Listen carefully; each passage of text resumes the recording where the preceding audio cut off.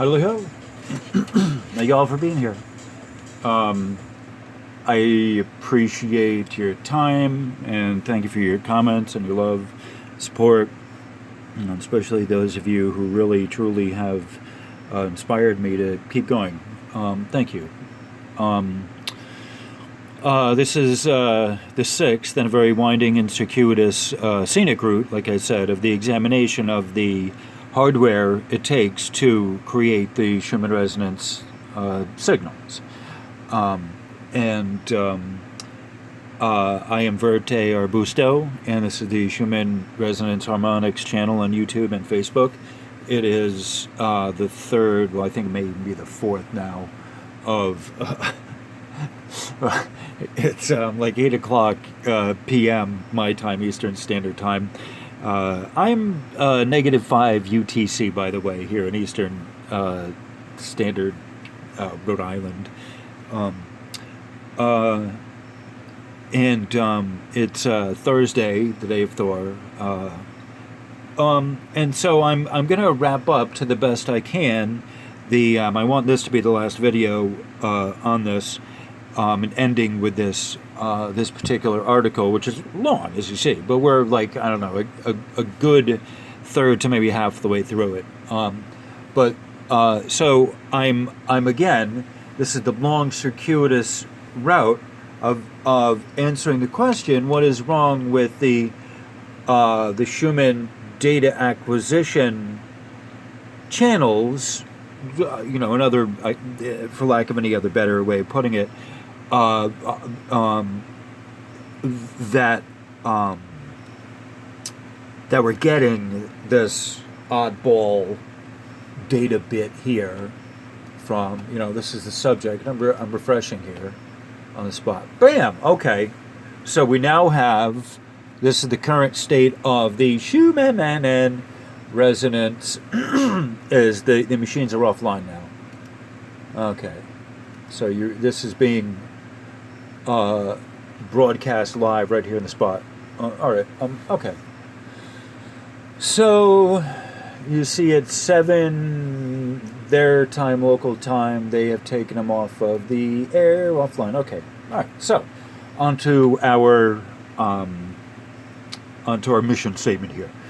So we're familiarizing ourselves with the parts of the chain of filtering and amplification of the Schumann resonance as you would see them plotted on the spectrograph over there at Tomsk. And again, for just a review, not that, okay. So as a review, Tomsk right here.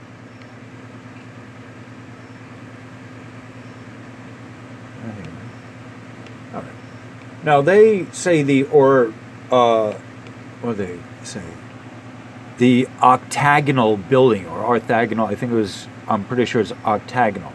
So, I'm looking here somewhere for their octagonal building, as they call it, which, I don't know, is that it? I don't know. Anyway, onward and upward. So that was from an earlier description by Tomsk, one of the conferences they gave, 2017, I think, where he talks about where they collect the signal in their one of their buildings. Okay, so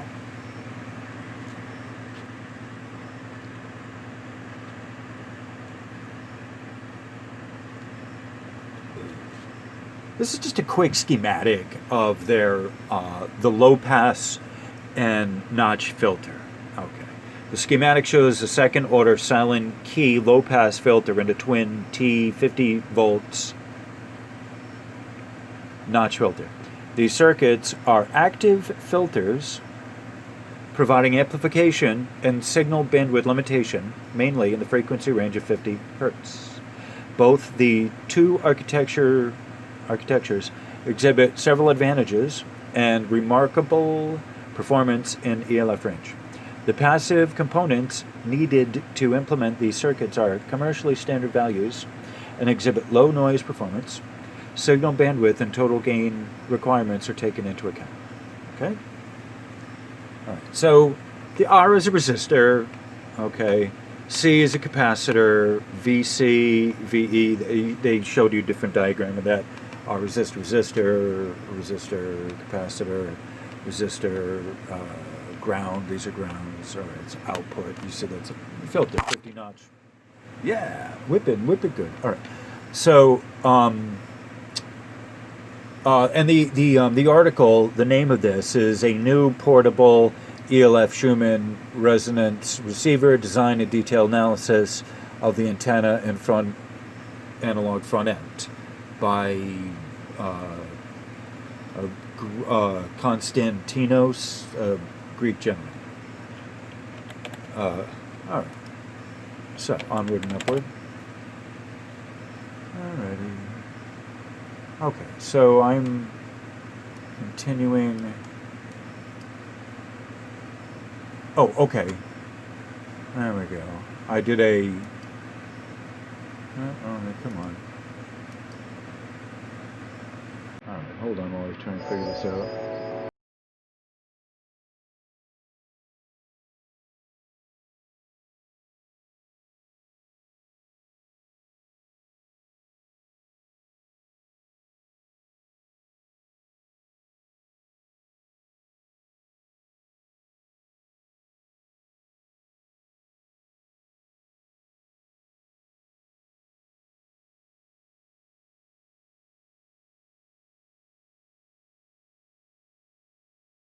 Party's underwear, although the party may be in my underwear. Anyway, I don't know, whatever. Okay, onward and upward. Okay, so where we're at, you saw the filter. Okay, so the third stage of the chain consists of two cascaded 50 Hertz twin notch T filters. The bandpass gain of this stage is 3 plus 3, and the negative 3 decibel cutoff frequency is 46 Hertz. The attenuation obtained at 50 Hertz is 35 decibels. A decibel is a measurement of sound pressure level, or it's, I know with music it's sound pressure level, but relative to electromagnetic, I'm not sure what sound pressure level is relative to electromagnetics. I'm going to have to look into that. But what the decibel is it's, I think it's really a scale. It's just a type of measuring the type of scale that they use, because you have like a logarithmic, I think. If you've ever seen, I'll have to bring this up. This will have to be its own thing. But the decibel and the way it's kind of the scale of how it goes. I can't even really get into it because I don't know the better way to put it. But it's a decibel scale. All right. Cut off at 46 Hertz. The attenuation obtained 50 Hertz is 35 decibel. All right. So the fourth stage of our amplifying and filtering chain is based on the fourth order Salem key low pass filter topology. It has a second order low pass filter and cascading connection. The passband gain of this stage is 10 at the frequency range of 1 to 45 Hertz, and the 3 decibel cutoff frequency is 46 Hertz. The fifth stage of our amplifying and filtering chain involves a Salem key high pass filter topology.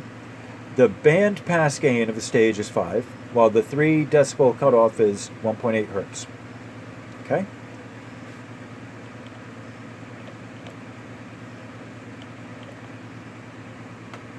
The party's underwear.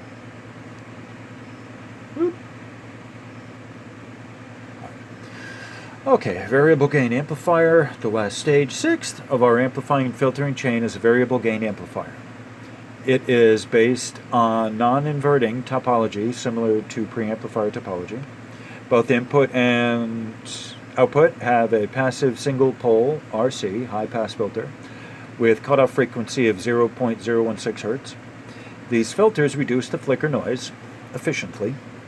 The measured frequency response of this amplifier stage exhibits quite a flat response at the frequency range of interest, which is 1 to 46 Hz. The amplification of the stage ranges from 1 to 20, or adjustable through a potentiometer. Thus, the variable gain amplifier also offers a versatile way to adjust the total band pass gain. That feature plays a key role in installing the portable Schumann Resonance system at variable environments due to its adaptability. Okay. Yay, we got an image. Total gain and response. For more efficient electromagnetic shielding of all amplification and filtering stages, each stage is individually iron shielded, as shown in Figure 7. Moreover, all stages are mounted on a cup of a ferromagnetic box. Thus, I'm going to switch hands. Ferromagnetic box, thus assuring additional shielding of the chain, Figure 8, where the cup closes the magnetic box. Table 3 summarizes the bandpass gain of each stage as well as the achieved total gain. These results are achieved through studies and investigation on all 6 stages in terms of performance and efficiency, both using simulation and experimental measurements. The total simulated and measured frequency response of our amplifying and filtering chain is shown in Figure 9. In case the bandpass gain of the variable gain amplifier has a prefixed value of 1. Okay, so according to Figure 9. All right, so this is what that bad mammy-jammy looks like. All right, let's go. Iron shielding of each stage, example, the double notch stage. All right, so this is some pretty serious electronics here, you know. The amplification and filtering chain stages are each arranged inside a metallic box for electromagnetic shielding. In order to achieve efficient noise performance, we designed and implemented such metallic boxes. These implementations provide electromagnetic shielding protection from any interference. Taking into account the extra low-level induced voltage signal at antenna terminals, we should eliminate any source of interference that will provide signal degradation and distortion. Okay? Alright, so this is Figure 8. The electromagnetic shielding metallic box. Apart from the preamplifier stage, the amplification and filtering stages, 2nd to 6th, are all arranged inside a metallic box for electromagnetic shielding purposes. The total PCB circuits are mechanically adapted at the inner side of the box top. That arrangement allows us to adjust the total voltage gain through applying torque to the potentiometer screw at the variable gain amplifier. A connector at the outer side of the metallic box provides power supply to the amplification and filtering stages through an outer switch. Okay?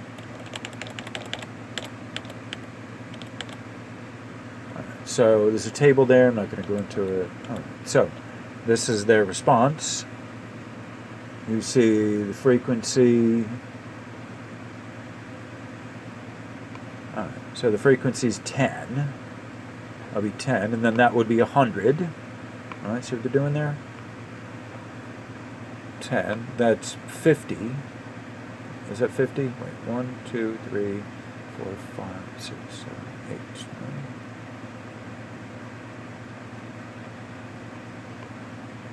All right, so there's 9 demarcations there, but that's 1, 2, 3, 4, 5, that's 50, okay? If that's 100, that's 50.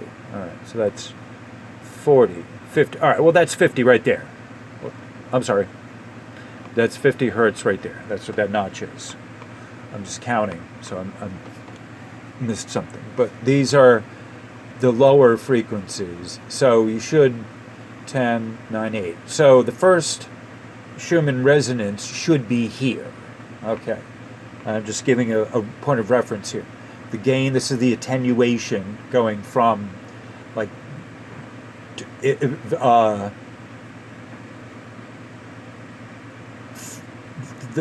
noise. It's the filtering. Right? This is it's showing you what the filtering is. In the simulated, this is what the mathematics say should filter out, and this is what it actually did filter out.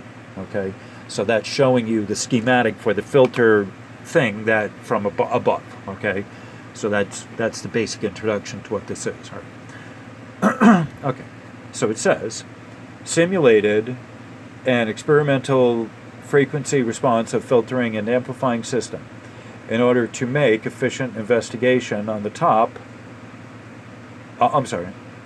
investigation on the total amplification and filtering chain. We provide simulated and measured results.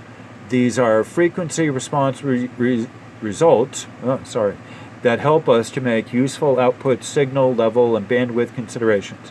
Both simulated and measured results provide a flat frequency response at the frequency range of interest. Also, these results indicate that the 50 Hz power line signal component exhibits extra low level that eliminates any output signal degradation and distortion, mainly due to induction coil saturation effects. Okay, I can't help you really translate that any better. All right, so got anything? Oh, here.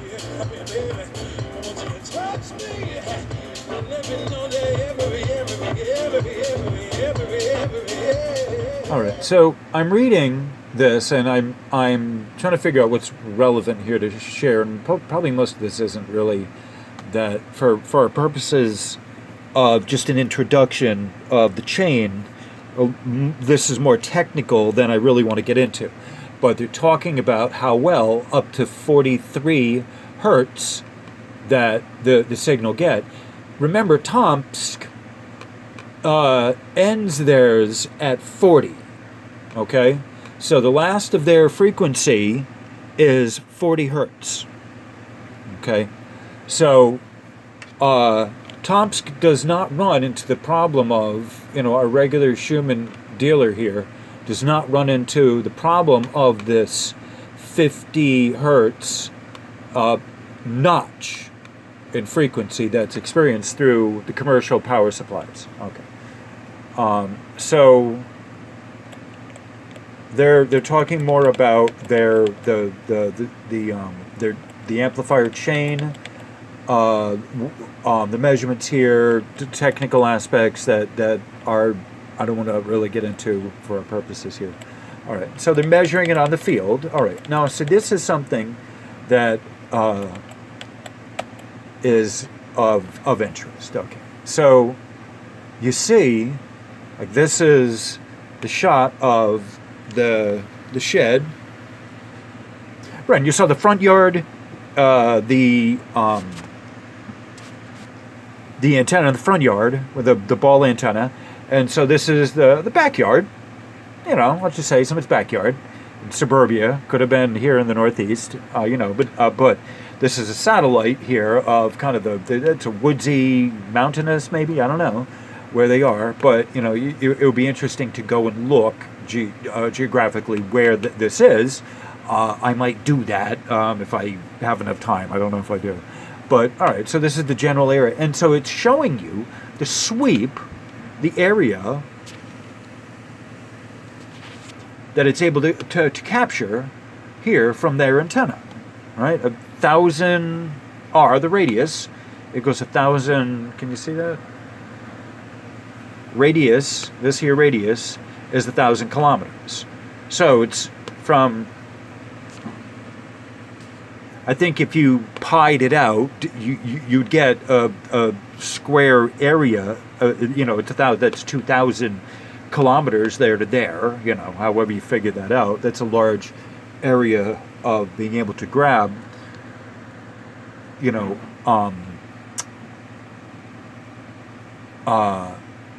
From that little small antenna.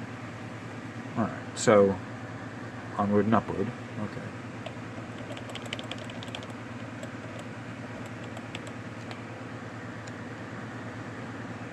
All right, so it says here, long-term.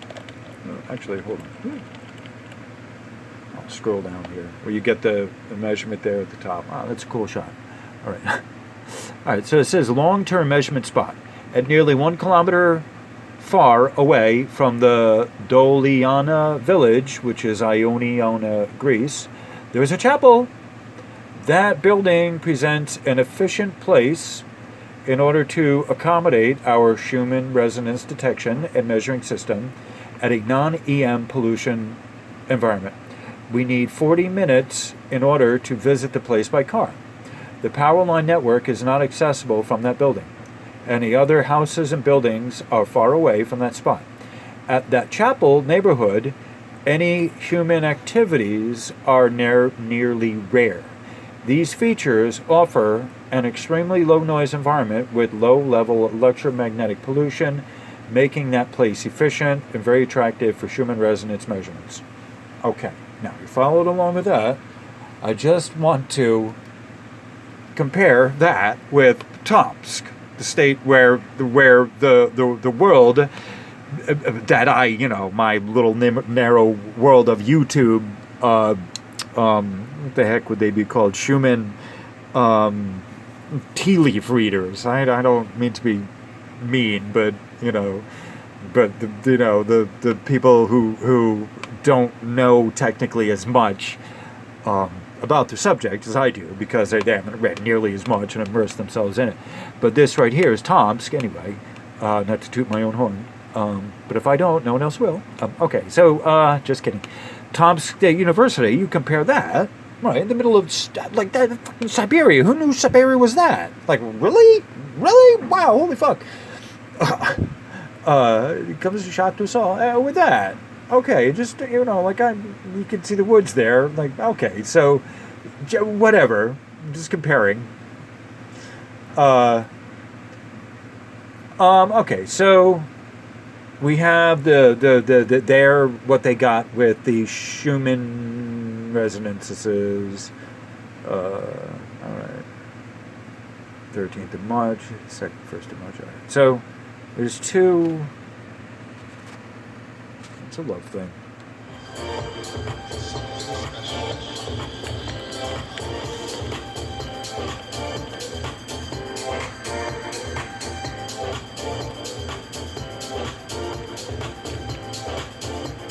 All right. It's only going to do so much. All right. So, So this was from the 1st of March, 2017.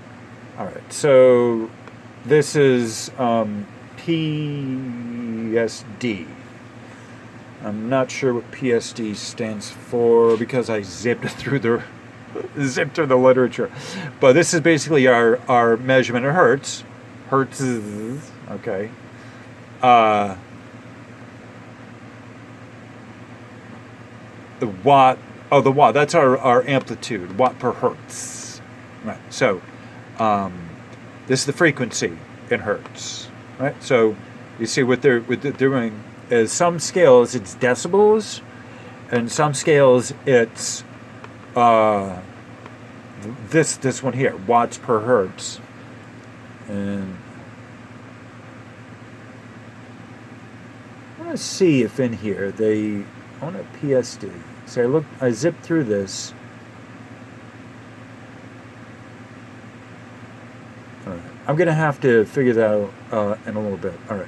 So, but that's a measurement of power, and this would generally be the amplitude, spikes or amplitude, right? So, a watt over by hertz, and this is frequency, time, cycles per second. moving down this direction. All right. I don't know how to put it better that way. All right. So, on other scales, right? You remember the frequency. Look at this. The frequency is moving down in this axis, and in the other, the Tomsk. All right. Just as a review, time is moving down here. Okay, on the frequency. I'll use this one. But the time is down the bottom of all of these, okay? And on this one too. All right, so I'm comparing a different means, a different way, a different scale. This is a different type of measurement of their system where the frequency is down here on the bottom, okay? And it's the same thing here with this dealio here, okay? Yet the power, the amplitude, is this spike here, okay? All right. So it says here, power spectrum of recorded signal, 10-minute snapshot. Our induction coil system having two identical back-to-back magnetic antennas aligned at north-south orientation offer a big amount of measurements at 10-minute duration acquisition time intervals. Okay, so there we go, back to that scanning rate of how many times per second or minute or hour does it scan. The data acquisition is the scanning. All right, two of such snapshots are depicted in Figure 11. Not only the measured results, but also the noise and maybe filtering curves, based on nonlinear least square regression. Okay. Using Lorentzian-like function are shown. From these curves, we obtain 6 Schumann resonance modes and their parameters that relate to resonant frequencies, Q, which is quality factors, and peak powers. At the top of A and B, there is the detailed date and time measurement snapshot. All right. So you see that's first, second, third, fourth, fifth, sixth mode. Okay. So they're at 30, this is 39, 40 there. This is 37, 36. All right. This is 27 roughly. This is 21, 2. This is 22. That's 16 or 17. 16, 5. And that's, all right, so the peaks are here. We're looking at the peaks here. All right, so the peaks are, 7.8, and this is at 14, and then this is at 21, and this is at 26, this is at 31, 2, 3, 33, yeah, of course, 33, and this is 39 right here. All right. So, and then that starts getting into the power thing. All right, so industrial power, I guess. All right, so all right, so this is talking about their plotting of the variation over a week. All right, so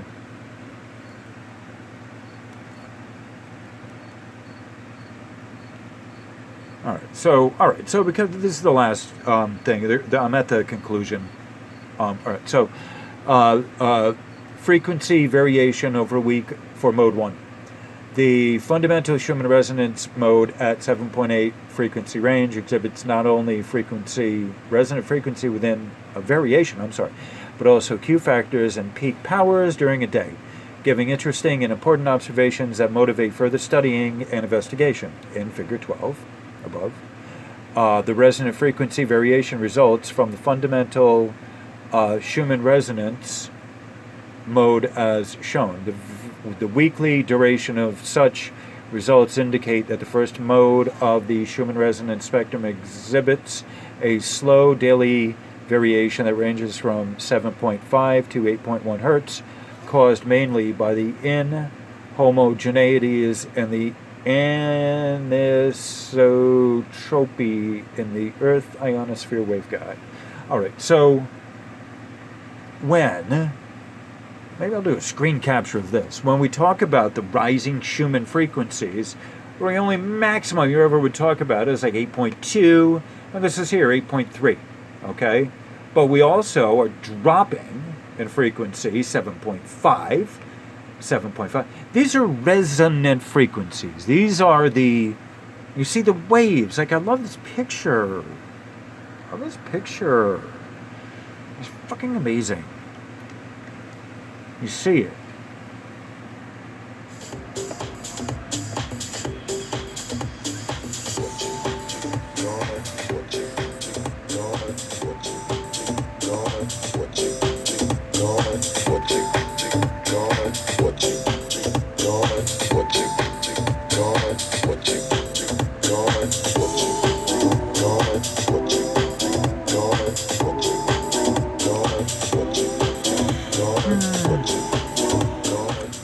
All right, I'm running out of time rapidly.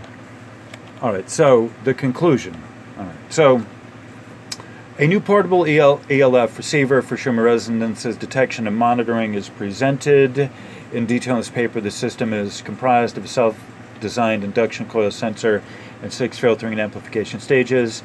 In the presented system, 2 magnetic field antennas of a weight of 2.26 kilogram and the size of 300 by 25 millimeters were each deployed. Okay. I am out of time officially, so this ends the video, and thank you all for being here. I appreciate all of you being here.